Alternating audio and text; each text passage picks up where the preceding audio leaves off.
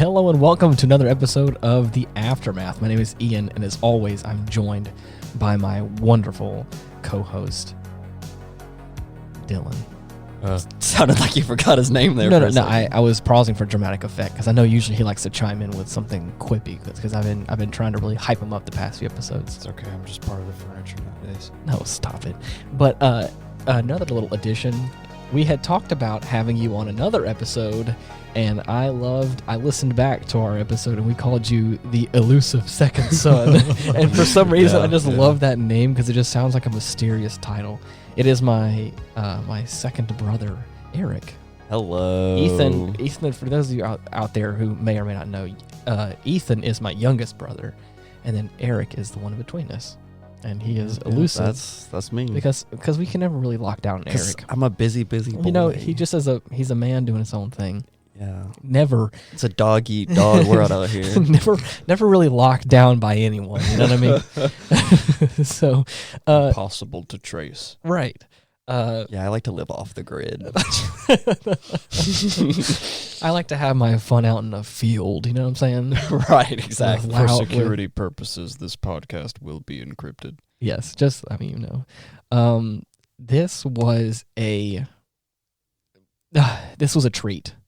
I will say first and foremost, we hung out around our dad's birthday, and Just a couple of days ago, actually. yeah, right, yeah, we were hanging out, just catching up, doing what we would do at an event like this. We just finished dinner, we're having ice cream, having a fun time, having a little family moment.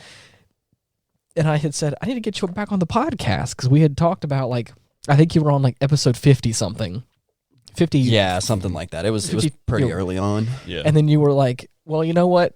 I was like, we need to have you back on at some point in time. You're like, you know what? Have me on at 52 from now. And again, that was Yeah, it was like episode 100. I want to come back. Yeah. And I want to say we're approaching all of the big milestones. I think we're approaching 140 now. So Yeah, I'm a little bit late. late. A little late, but hey, better late than never. So I'm glad to have you back on. And man, Thank you. Glad to be back. Just like the previous time you were on, I was not sure what to expect. You posed a movie, and I enjoyed myself a lot. I like to pull out, some wild cards. You did, and that is exactly what you did yet again. And may I say, what a gem! Shit was Dude, fucking it's- bonkers, dude. It's such a good movie. And I genuinely think that the best part about the movie is that once things start happening, they do not stop happening until the end of the movie, because it's either ridiculously hilarious comedic moments, or it's just badass action fight scenes for the entire movie. It Made just me feel like I was watching an old Jackie Chan flick. yes, Yeah, it definitely has that and vibe. we will touch on that as the show progresses.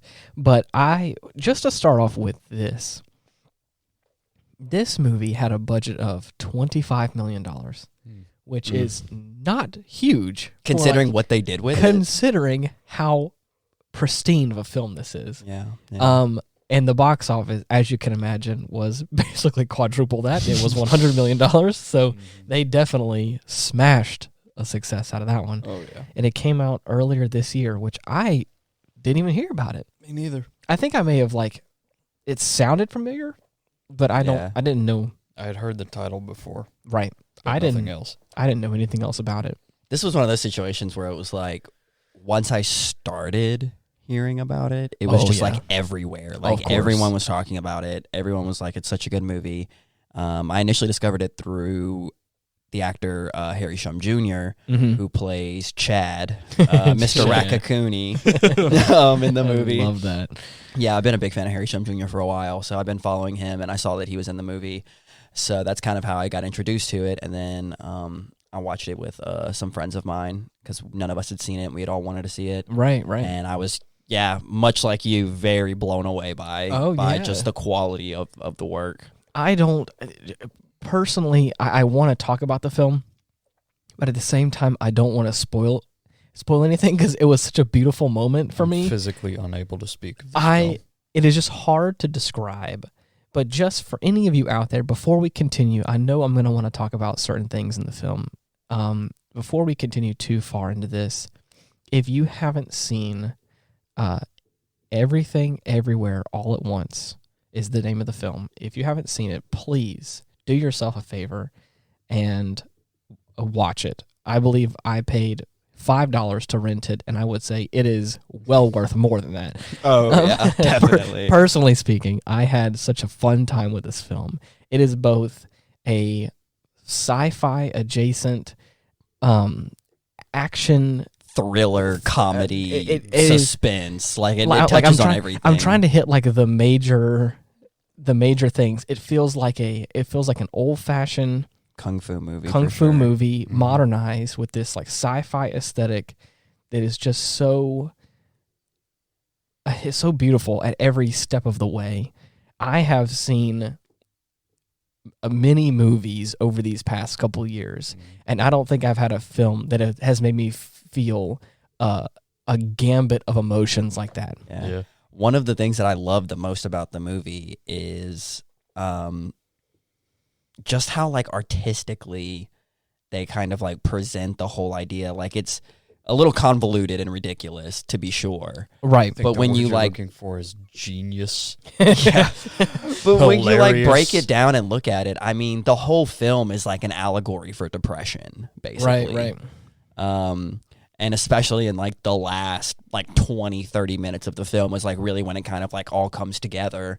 Right. And it does a good job of pulling on your heartstrings a little bit, you know? Gosh. Oh, dude, I feel as though I'm at a loss for words trying to describe the feeling that this film gave me. There was, it touches on such heavy, real emotions and real things in life. Especially at the top of the movie, we're talking about, like you're saying, depression. We're talking about falling on hard times, tax problems, like financial struggles. Speaking of tax problems, can we talk about Jamie Lee Curtis for a second? I want to get there. Okay. But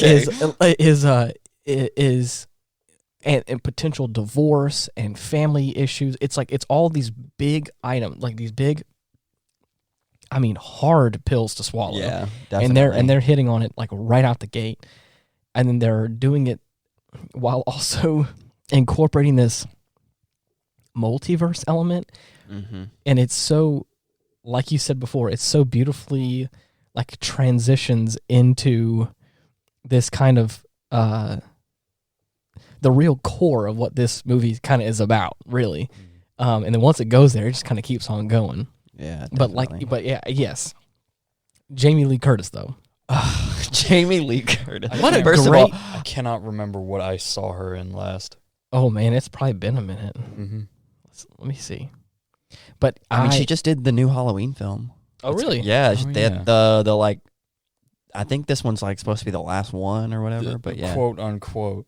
Yeah, quote unquote. The final Halloween movie. I know I've been seeing trailers for that everywhere. Yeah, Freaky Friday.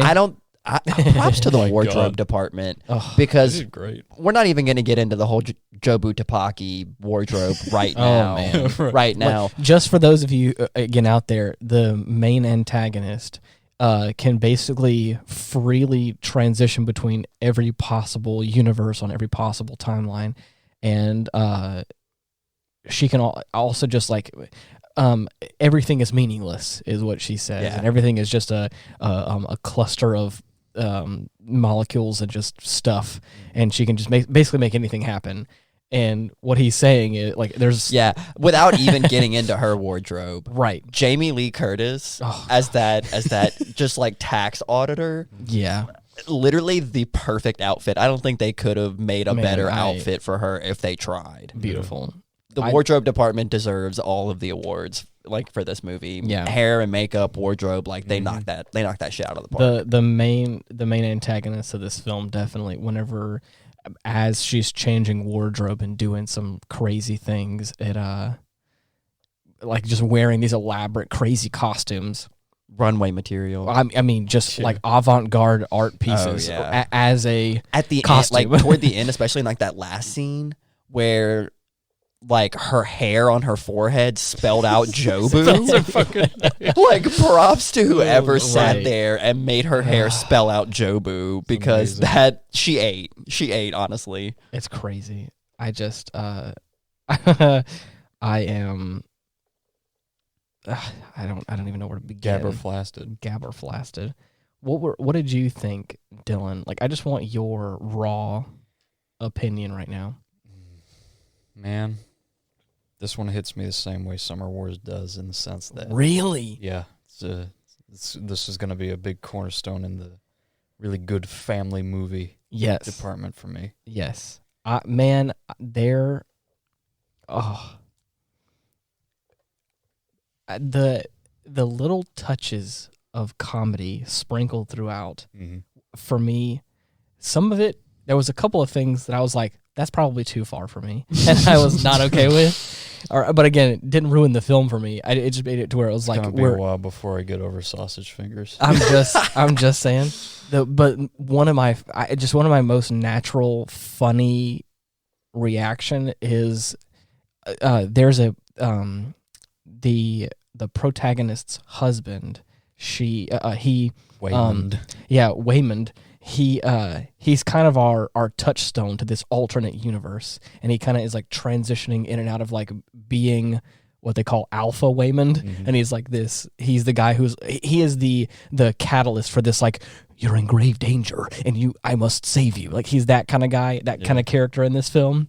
And there's a point whenever it's still Alpha Weymund, and he's like, we have to get out of this. We have to do all these things. And again, it's mass hysteria at this point in this tax office. People are running, fire alarms are going off, shit's happening or whatever. And he's like, we need to move on to this place. We need to XYZ, blah, blah, blah, blah, blah. And he's like, okay, let's go. Opens the door and goes, oh my God, what's happening? Oh no. And it's just this natural reaction. Like, as he's opening the door, he's like, oh no. And he's pretending to be panicked. And I love it. It's perfect. And it's the little things like that are just this, it is simultaneously what feels like a very serious movie that is like dealing with consequences of like real life shit, but at the same time like funny, and like also knows like how to take the piss, how to like, that it's not all this is some brevity in there. You're right. And dude, While you do your taxes, I just love that, like, again, how they describe these, like, being able to like patch yourself through to like an alternate version of yourself. a verse You have jump. to Very elaborate and like well thought out. I mean, as they, like, once we get that little nugget, finding an unlikely Right. action that will slingshot you. As right, a jumping right. pad to slingshot you into another timeline. it sounds as though we're talking about like you orbiting a planet to slingshot yourself around.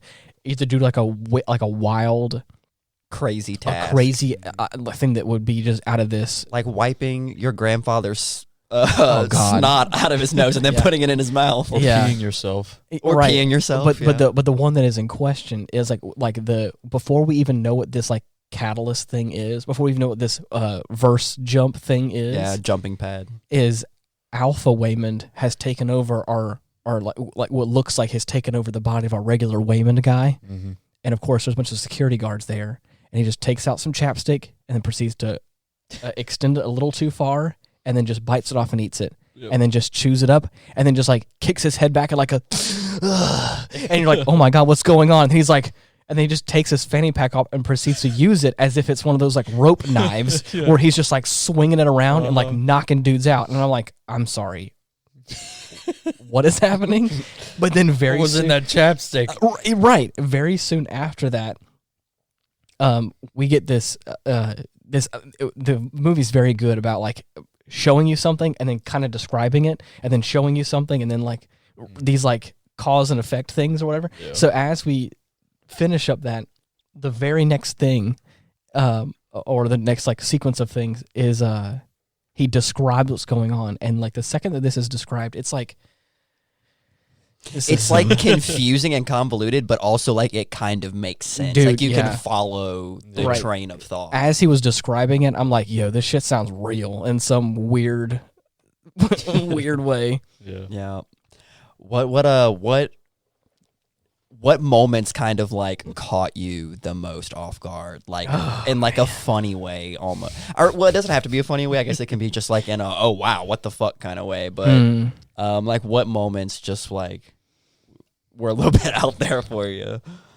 Well, the one that made me uncomfortable that I wasn't a huge fan of was the cat. There was a point in time where the verse jump was the idea of sticking this trophy in your ass, and it was. I felt like it was. Okay, I feel like first of all we should preface this by saying that the trophy itself was shaped like a butt plug. I just want you to imagine a wood pedestal with a gold plaque on the front of it, like you would like a normal trophy, but atop it is a black silicone butt plug. It looks very much like a butt plug, but not like a. I don't want you to imagine like a reasonably sized butt plug. I want you to imagine like this is going to take 2 hands to hold. Right.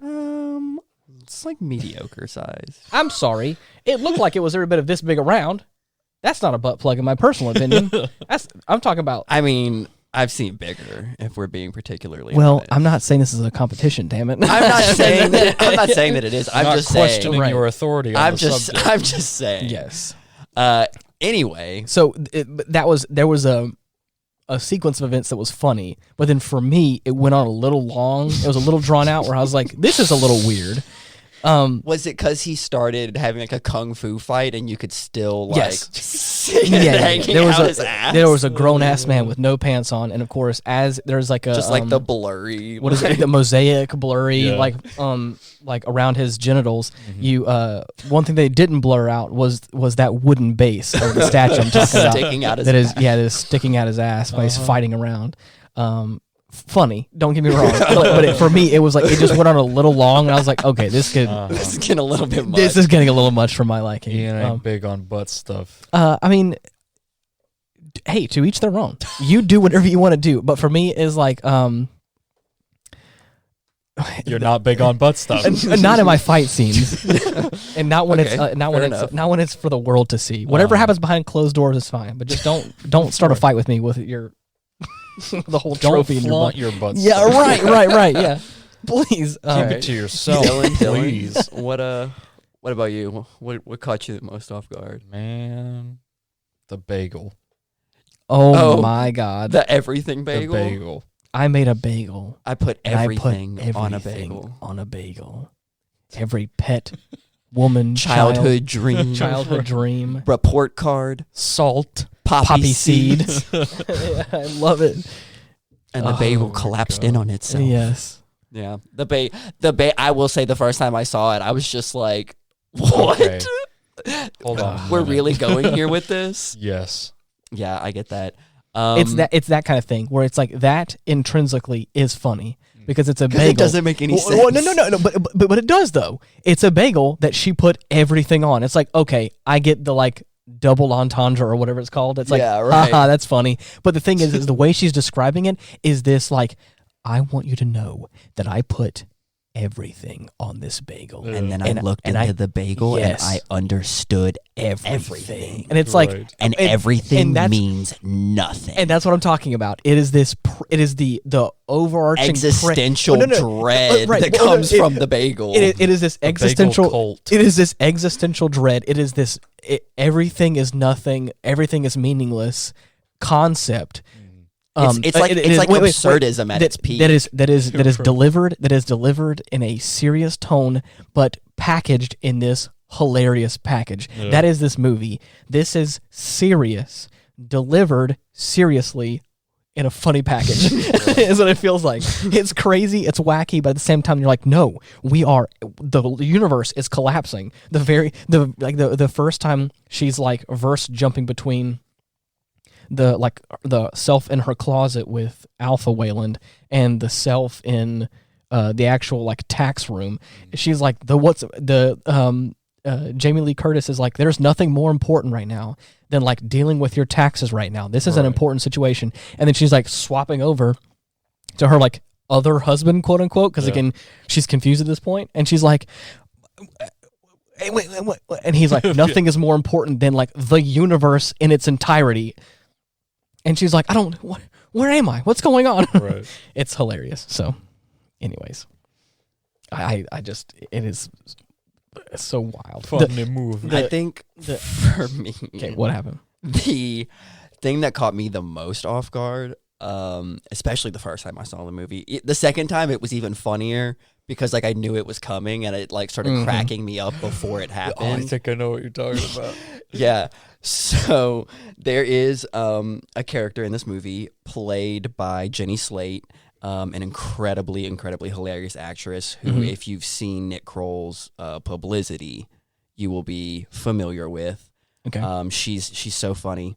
In fact, the first time I saw her in the movie, I was like, oh my God, what is she doing in this movie? She kind of plays the same character that she plays in Publicity, but like it just fits so well in this movie. And it's when we discover that she is also a verse jumper, and she shows up and starts swinging her dog around on a leash. That's the best part of the whole fucking movie. Yeah. Johnny? Oh my God. Yes. Oh, gosh, and she starts swinging around What that does she dog say? like a Does flail. my little baby want to go for a walk? And then Oh she my just gosh. proceeds to like fling it around like my a flail God. and hit her with it. That's the best use for little yappy dogs like that. Oh my God, it took me out the first time I saw it. It's amazing. Dude, if I'm being honest, like the scenes that like really got me were oh man, it's so hard to like describe. The scenes that got me the most emotional were like towards the end, whenever Weymund is like really standing up for her against all odds. Mm-hmm. That really hit me hard, and he is my favorite character in this whole movie. Yeah. Well, it's the sort of like dichotomy between obviously, and it's so funny because they call her Jobu Tupaki so much. I can't remember what the daughter's real name Joy. is. Joy. Okay. Wow, that's ironic. Right. So like it's like this dichotomy between like Joy and her mom, and who are both very, very similar people, and they both kind of are in this headspace of like they feel like they're failures and that they didn't really amount to anything and that they had so much potential that was wasted. And then you compare them to Weymund, who is just like the epitome of positive vibes, positive energy, like putting good thoughts out there, and just trying to see the best in every situation. Right. And to an extent with Joy's girlfriend too, like toward the end of the movie, we see that too, that like she's kind of like that for Joy, just like Weymund is that for Evelyn. Yeah. So yeah, I mean, like he is a very much like a essential character to this movie. He kind of ties the whole thing together and like puts a bow on it. I mean, he's the reason that Evelyn was able to, in the end, get control of her powers and not become like Jobu Tupaki, because she learned how to embrace the Weymund like mindset, mentality. Yeah, the big thing, the way of the Weymund, the way of the Weymund, the way of the Mund. Which, going back to the allegory for depression, is honestly the best way to combat depression. Right. Like when you're in that kind of like really dark headspace, sometimes the best thing to do is to consciously change your thought patterns and the way you see the world, the way you see other people, and eventually it's kind of like, the fake it till you make it. You trick yourself into kind of coming out. Sometimes it works and sometimes it doesn't. I speak from personal experience, but right. The thing that gets me for his character is the I want to describe his character really well. Like I said before, if you haven't watched this, please go watch this movie. It is well worth it. His character, for me, I loved the subtlety they gave his character in the beginning, and like progressing through, like giving these little like nuggets of like development for his character. He is in the process of trying to serve Evelyn divorce papers, because even though she is not outright saying it, he can feel that she is no longer in love with him and that she regrets everything, like getting married, moving to the United States, all that thing, like regretting all of it because kind of him. her dad never wanted her to marry him, and they got married and then ran off to the States. And of course, her life has kind of been on a downward path since then. And I think he feels that way because I think that she makes him feel that way. And even though their daughter's kind of going on, off doing whatever she does, and there's a whole discrepancy between Evelyn and Joy, the mother and daughter. See, it's interesting that you bring it up because I've now seen the movie twice. Right. And watching it the second time, I still don't have any more clarity than I did the first time. What's up? The way the movie is set up, it kind of makes it seem like Evelyn has been like doing this like verse jumping a lot, like without even realizing it. Especially whenever she is. The moment that really stood out to me was like when she was in that van with Weymund, and he was like, every time I try to talk to you, it's like you go somewhere else. Oh yeah. Yeah. And then at the end, that may just be like an allegory for like you just you may just check out. It could be. And then also like toward the end of the movie when they're in the parking lot and it's like Weymund and Evelyn and Joy, and it kind of makes it seem like Joy is like aware that she's Jobu Tapaki, but also like there's just some real shit going on. Yeah. Well, it's like Evelyn is saying things to Joy that Jobu Tapaki said to her, and then Joy's like reacting like she knows what that means. And she's almost like she's kind of sort of bringing up all the verse jumping, but not really like saying it. Mm-hmm. And they just kind of have this moment where they're having that conversation, and it's like understood that they've both been through this very like life-changing situation. And it just kind of left me wondering, like, so does Joy know like about the alternate universe verse jumping Jobu Tapaki stuff or not?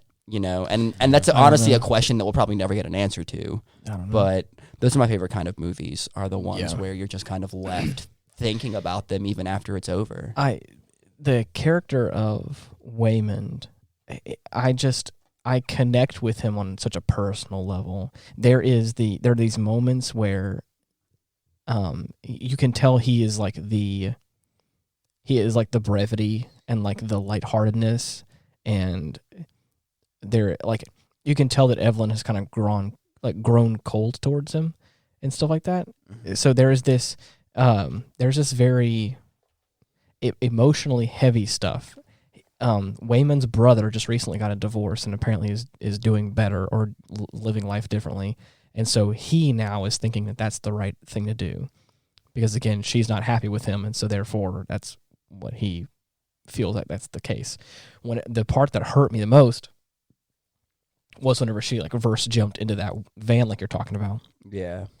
And he's sitting there like, you just regret all your decisions with me. And she's like, I never said that. And he was like, you don't have to. It's very plain and clear. And that's like, man, that hits me so hard personally because I've been there. Yeah.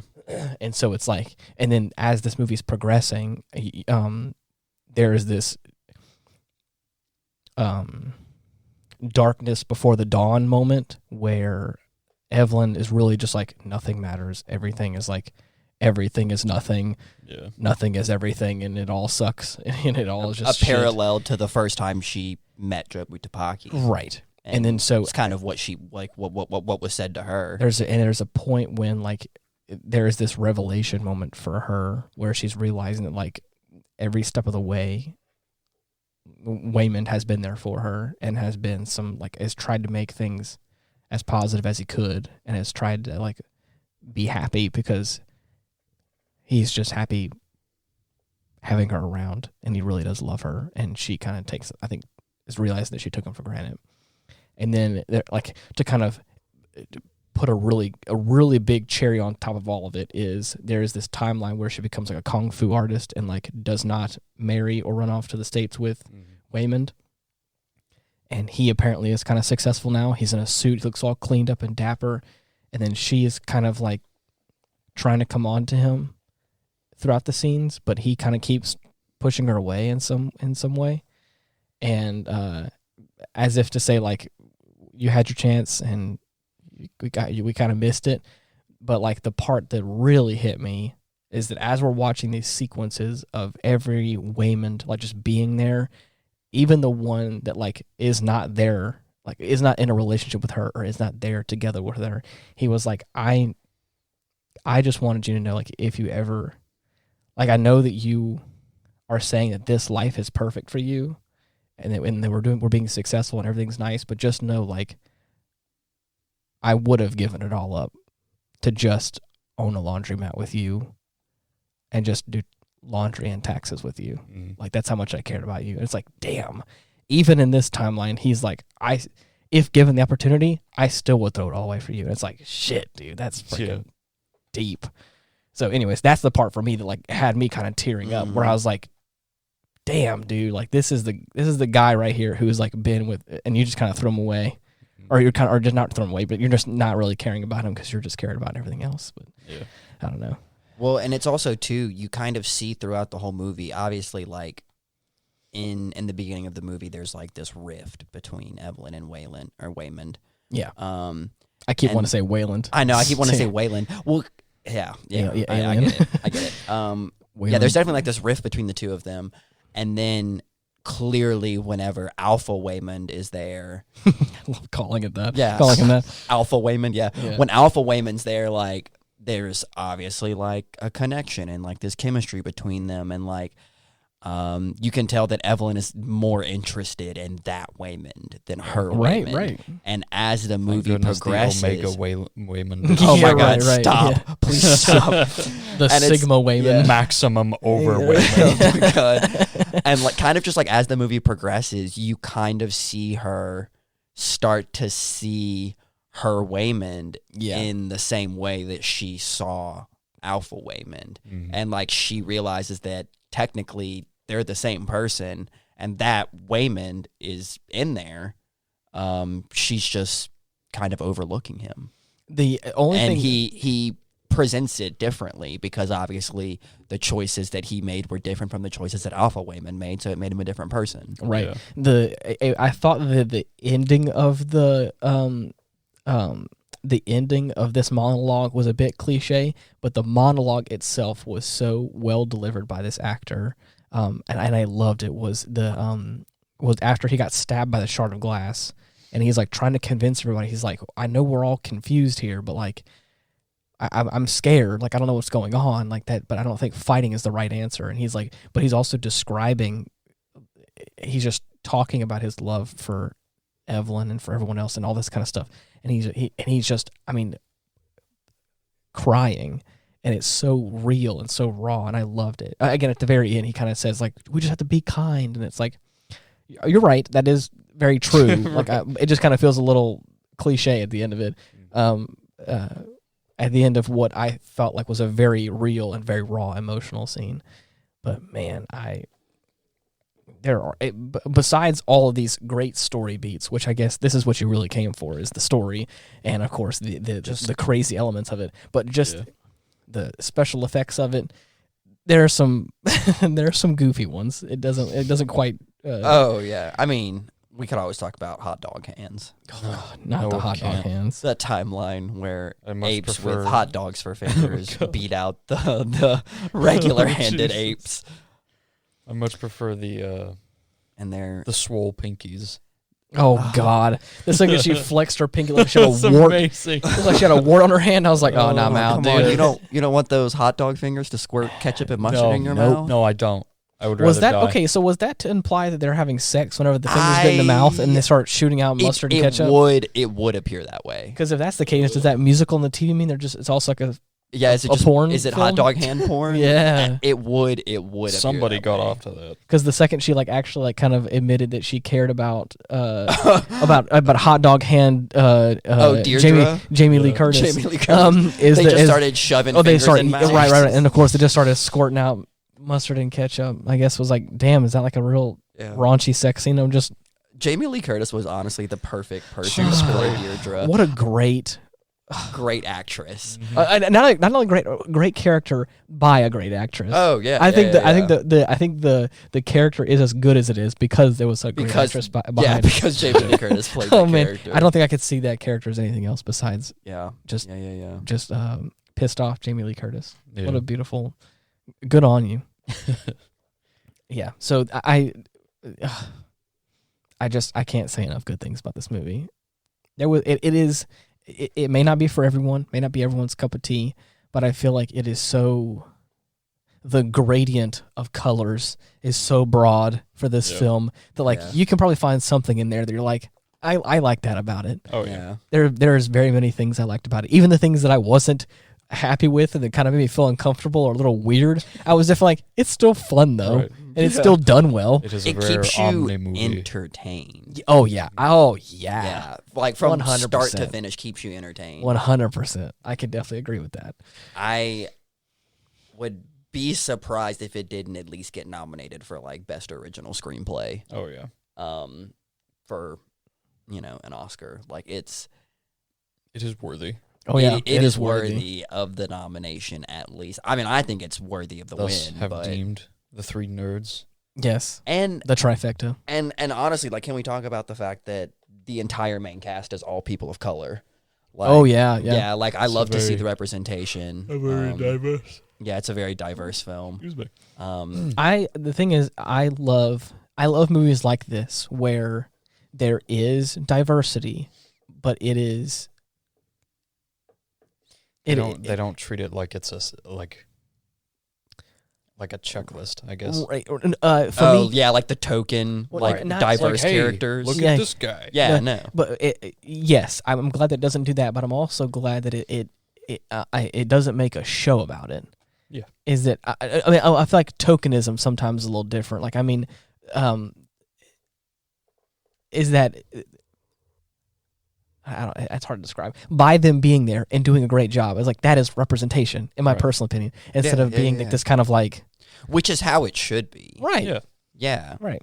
Which is how it should be. Anyways, you're right though. That is especially considering like it's like East Asian representation, which I feel like for a long time there's not been a lot of East Asian representation, especially in like mainstream media. Oh, right. So yeah, when I watched the film, and I love Michelle Yeoh. Michelle Yeoh is such a fantastic actress. Okay, so can we talk about her for a second? Yeah, definitely. One of the fun facts I have here is that she had an actual emotional reaction to the script. It says that she has had obviously a wonderful full career. She has starred in Crouching Tiger, Hidden Dragon, as well as a Bond girl in Tomorrow Never Dies. And she has had a late career revival in Crazy Rich Asians. Michelle Yeoh is a legend. But because it says that those roles obviously come with some limitations. But she said after reading the script and learning everything that her character goes through, both emotionally and physically, she commented saying that the opportunity to show the fans, family, and audience what she was capable of, to be funny and to be sad and to be real, finally, full range of emotions. Yeah, it says finally someone understood that I can do all those things, and I loved the opportunity to do it. That is so cool. And I'm good for her. I know. Like, kudos. That's why representation is so important, because there's so many talented actors. Yep.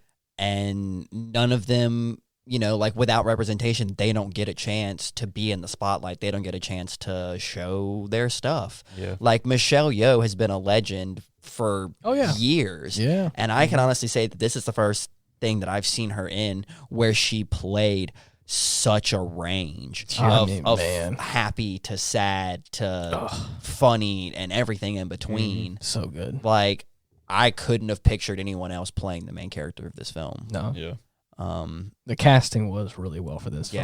Yeah, but, definitely. But I will say, here's a little twofer for you guys. Oh, yeah? It says Jackie Chan was the director's first choice, though.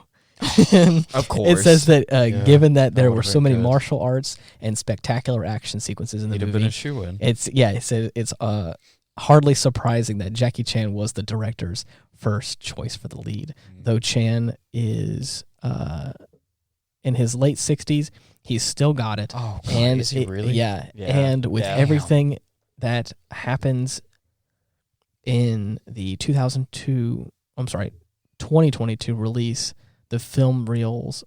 Oh my gosh, the films. I'm so lost right now. I'm stumbling over my words. And I can't read what's happening here. Hard.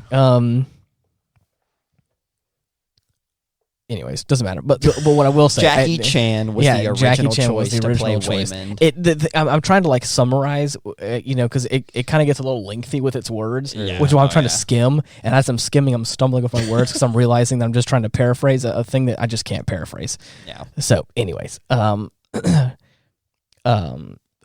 Michelle, just so you know, is that Michelle did brag about the movie's success to Jackie Chan. It says that I love that. Chan and Yo go way back and have starred in several movies together, most notably Police Story 3, Super Cop. I don't know what the heck that is, but that sounds wonderful. Those are both great.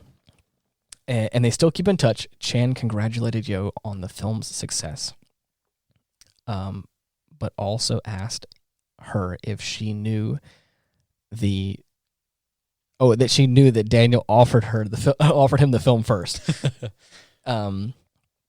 Yo then hilariously bragged to Chan and rubbed her starring role in his face, replying to Chan, saying, I would you're assume, lost, my bro. I would assume that they offered Jackie Chan the role of Waylon. No, I think he was supposed to be the protagonist. They said So he was going to play Evelyn? Yeah. And then he was probably going to have some sort of wife scenario kind of thing, if I was to guess. Oh. Like it was going to be like a whole like it was going to be like a reversal yeah. thing. Okay. But then, of course, I think he ended up going with Michelle. Man. It also said that Daniel Radcliffe was almost cast in this film as well. Really? Yeah. Oh, God. As who? I don't know. I can't even think of anyone that Daniel Radcliffe would play in this film. It just said that I guess the last name of the director is Daniels. So it says Daniel Radcliffe revealed that Daniels, the director, wanted him to be in the movie. Unfortunately, Radcliffe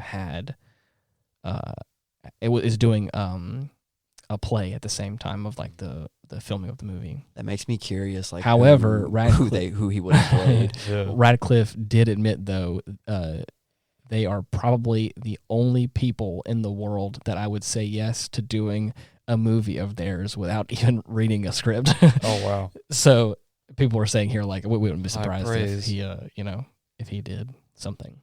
This is what surprised me. I read this next one and I was like, this is impressive. For a budget of $25 million, it was all shot in less than 40 days. Really? Wow. That is impressive. That's impressive. Because I've seen movies with lower budgets being filmed for like 60 to 90 days. So Jesus. and I mean, it not look nearly as good as this. To be fair, though, when you look back at the movie, there were not a lot of locations. You're right. I didn't think about that. The IRS office, the laundromat, their home. Yep. And then, which, I mean, to be honest, I wouldn't be surprised if like the actual laundromat, like the home wasn't actually upstairs the laundromat. Oh, absolutely not. I can guarantee you that it was a Yeah. separate set built away from the laundromat. Right. Yeah. So like I can kind of understand because they really filmed that whole movie in like 4 different locations. Right. It says while the that's length of time it took to shoot the sci-fi comedy might not seem interesting, that number is a big deal. Principal photography on movies take months, and that doesn't even take into account the endless reshoots that now happen on every film. But somehow, this film achieved the impossible. Literally shot the impossible. They shot the multiversal movie in 40 days. That is impressive. Especially when you think about the fact that every scene where Michelle Yeoh's Evelyn or Jobu Tupaki like change costumes in mid-fight. Nuts. That means that So for good. every costume every costume change that they do, that's another time they had to film the scene. I know. Or at least a section of the scene. Or at least that section of the scene. Like whoever the actress who played Joy was, I don't know if they got a stunt double to do the part where she rolls down the stairs, or if she had to do that herself. But I feel bad for whoever had to roll down that stairs in all 7 different outfits. I believe I'm going to pronounce this wrong, but it is Stephanie HSU. So Sue, I guess. Yeah. Sue. Yeah. So that is the actress that played Joy. Yeah. Joy. Okay. The inspiration for Deidre was an older Jamie Lee Curtis character. Oh, well, perfectly. While Evelyn and her family accurately represented an immigrant Chinese family, Jamie Lee Curtis pushes her character of Deidre, a tax auditor, to the absolute surreal limit. From the clothes that she wears to the colossal stump she has when she walks. Oh, okay, I see what you mean.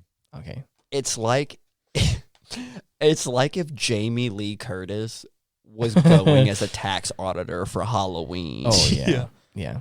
And she was just really committed to the character and got a limp and changed her posture.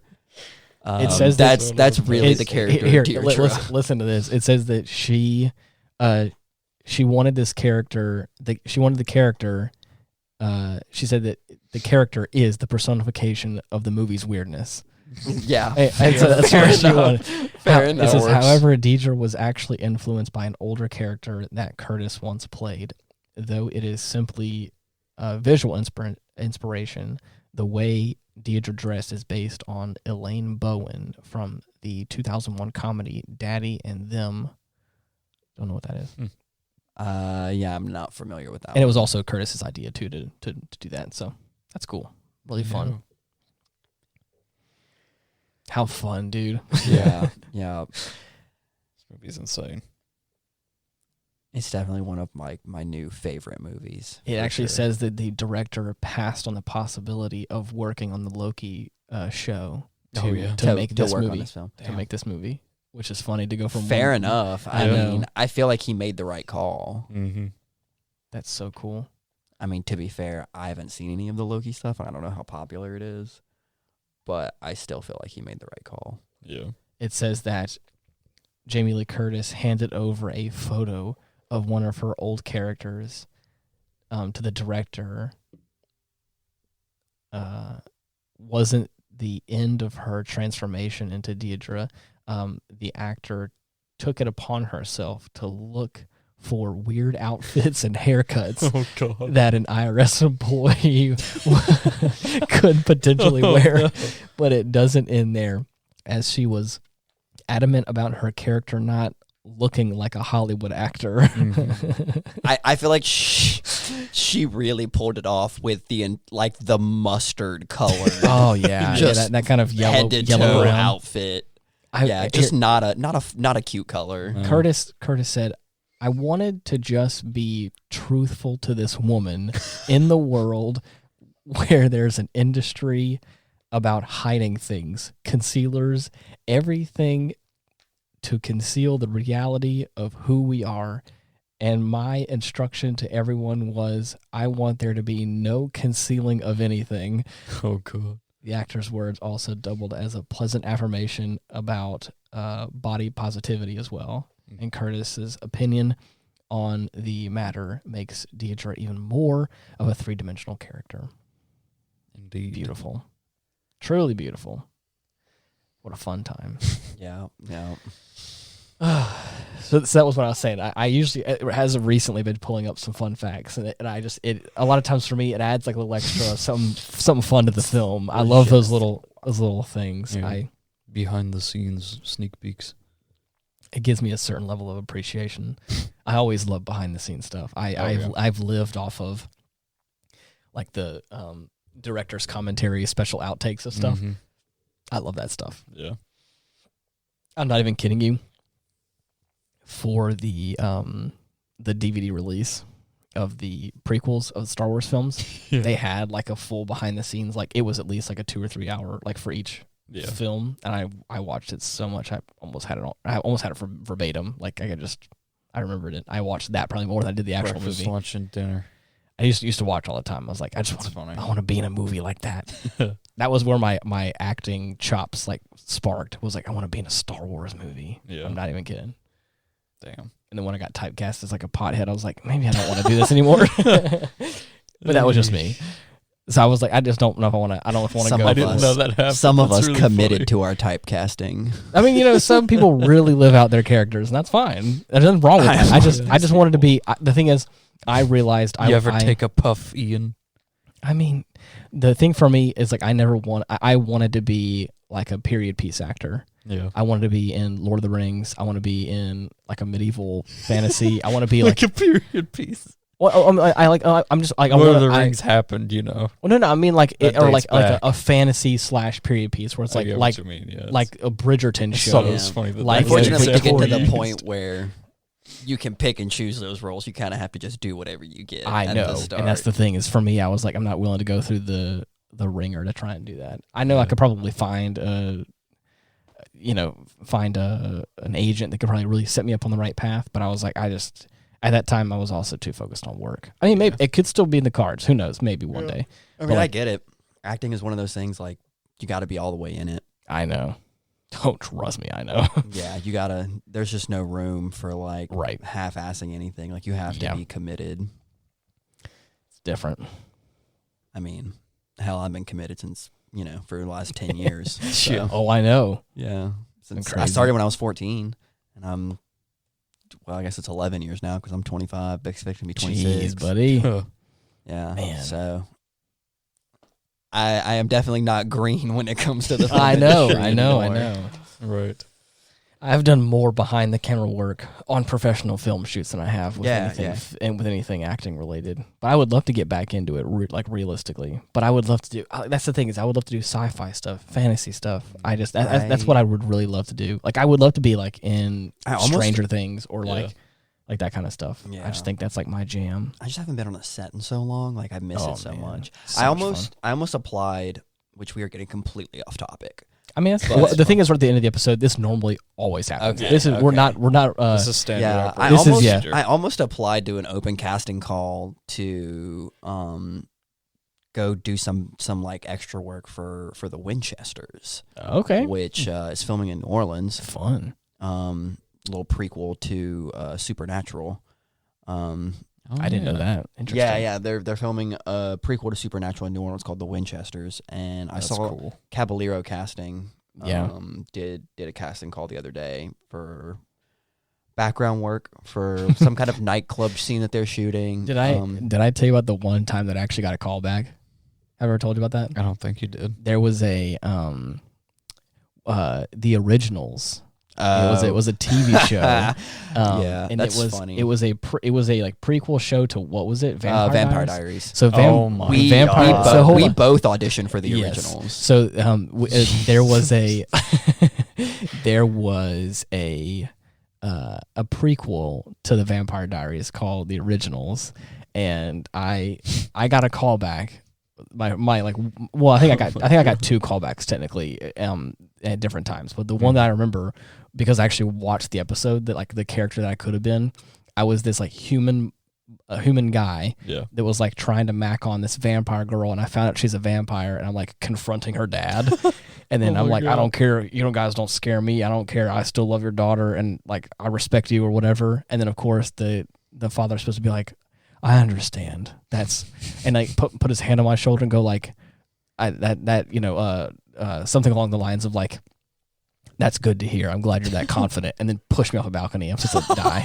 So I get killed. Oh my God. So I was supposed to be like a very brief character for the first few episodes, and then I just ended up getting a call back. So I wasn't unique enough, I think. I mean, that's you really dodged a bullet there. I know. Well, I mean, hey, it could have been a lot of money. money. It would have been a great opportunity. I mean, it's just the name of the is, game, unfortunately. Yeah, exactly. I remember we both sending off auditions we both auditioned for Maze Runner. Yeah, and I remember you got really far. Yeah, you almost made it.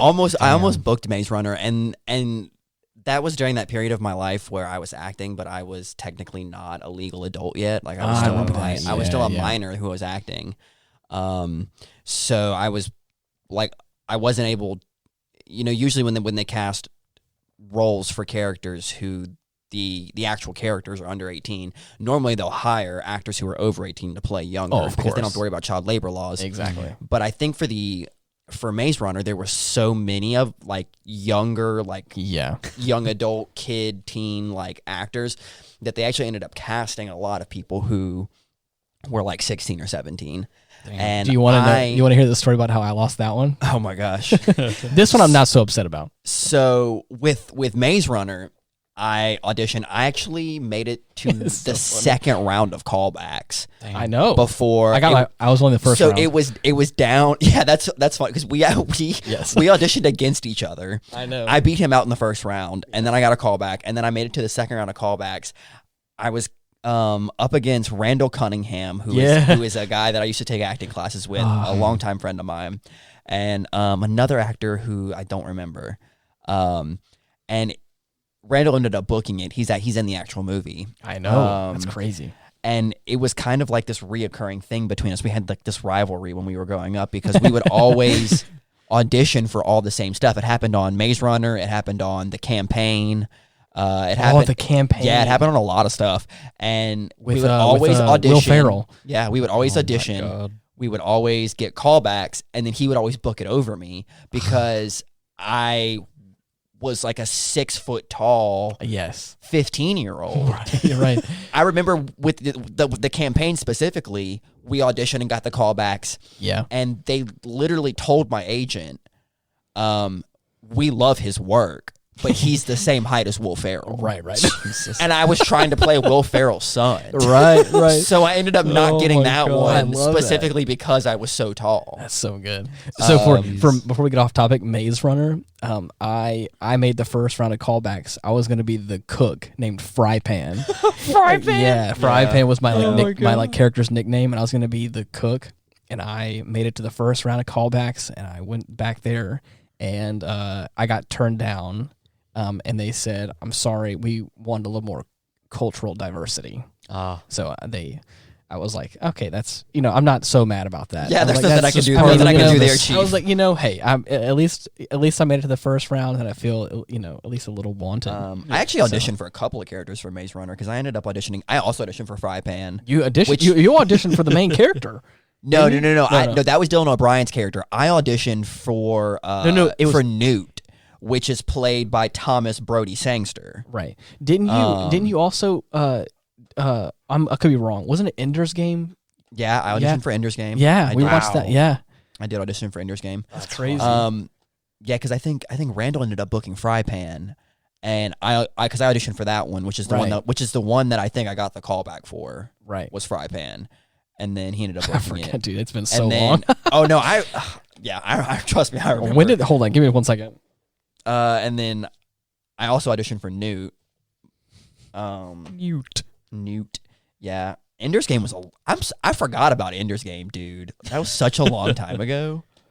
What was this? 2014. Oh, goodness gracious. Yeah. That was I do remember this actually because I went through the callbacks for Maze Runner and of course ended up not getting it, but right after the callbacks for Maze Runner, I booked the Final Girls. Yes, I remember that. Yeah. This was hot on the heels of the Hunger Games. The Hunger Games. The Hungry Sports. They were trying to really capitalize on that dystopian YA genre. Teen drama. Because Hunger Games was so popular. I remember there was a lot of comparison between the two. Look how gritty and young. Jeez Louise.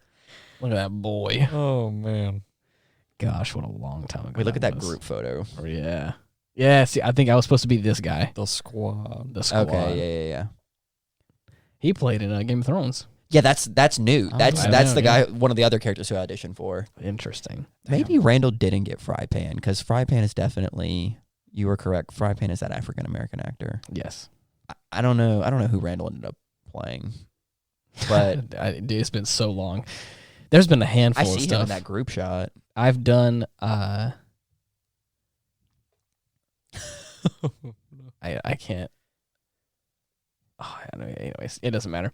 The funny thing is that I remember we also had a friend of ours that was in Ender's Game, And we watched Ty Parker Yeah, Shooty. we watched that film, and I got to see him, and I was like, man, it's so weird to see like a big. Yeah, another kid that I took classes with for years. I know.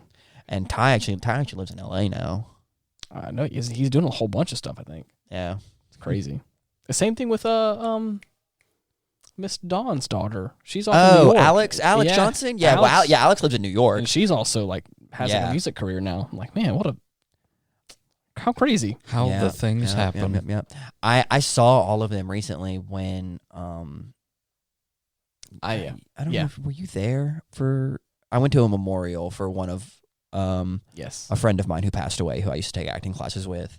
And we actually had a memorial at the old acting studio where I think I was busy doing something. Yeah, I think you were, because I ended up going I went by myself. But it was cool because like I saw a lot of like my old acting friends who still live in Louisiana, obviously. And then we had like a big Zoom call where I got to talk to a lot of my old friends that I used to take classes with who all live in different states now. Gosh, that's so crazy, man. Randall was actually ended up being on the Zoom call. Is he also in LA? No, Randall, I want to say Randall lives in Atlanta now. Oh, wow. Yeah, I think he lives in Atlanta. Hey. It's crazy to think that like we were like at our or at least I was at my peak of like doing stuff at that studio around 13, 14, 15 or so. Like 2013, 14, 15, which that's crazy to think that was like so long ago. Almost 10 years ago. It's like, oh, geez. No, it's crazy. Anyways. Yeah. So, anyways, is there anything else you guys want to talk about or talk about for this movie? I can't. I just go watch it. Just go watch it. Just go watch it. It's worth it. You won't regret it. Enjoy yourself. It's going to be the best 2 hours of your life, honestly. I will second that. Yes. Well, is there anything you want to plug? Anything you want to, great advice from the elusive second son? What have you learned on your adventures going out into the world and seeing many things, experiencing? I would have to say that just do what makes you happy, dude. There you go. I was gonna say when people do you wrong, just remember that hurt people hurt people.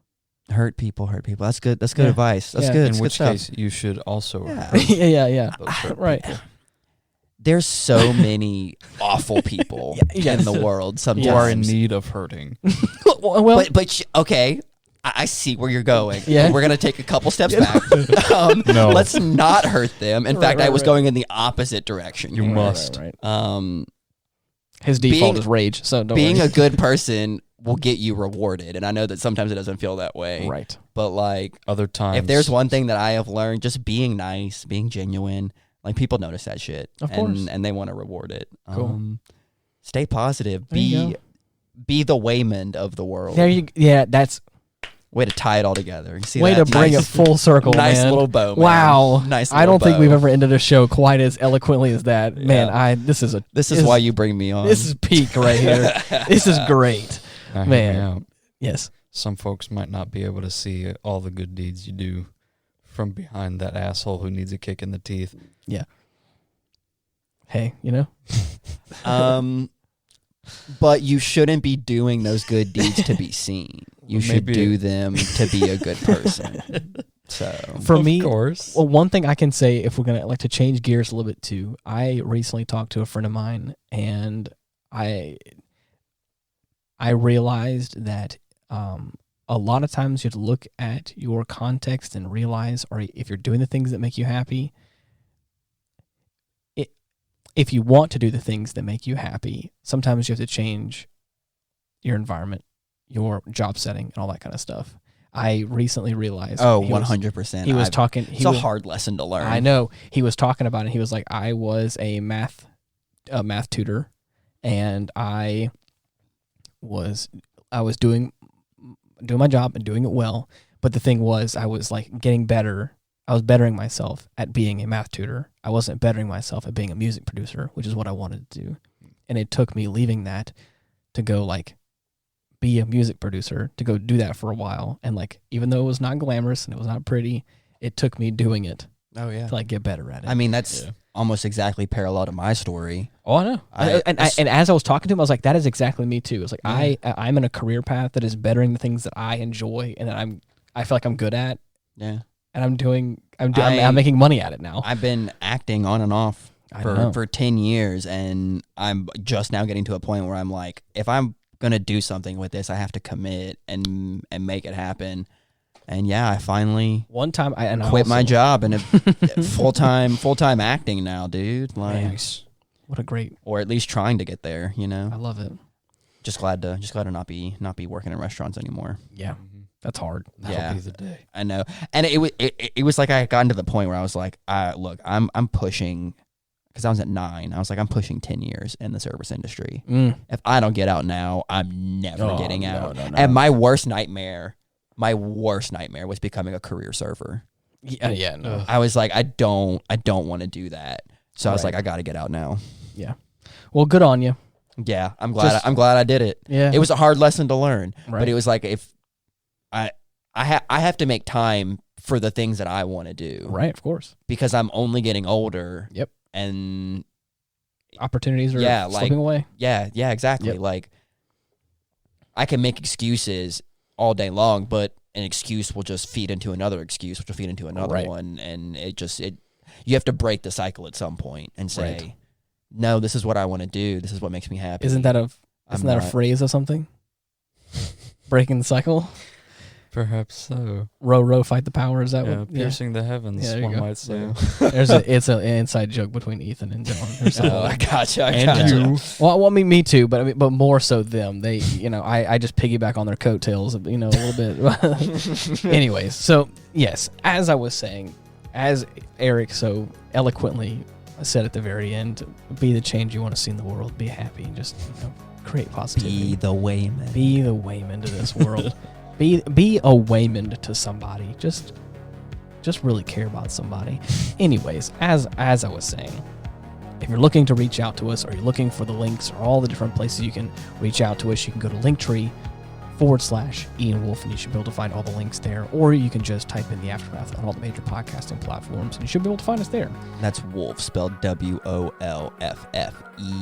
Yes, that's Wolf of Fee. Yes. We have to be extra. I'm just saying. But anyways, until next time, thank you so much for listening. See you. Adios. Bye-bye.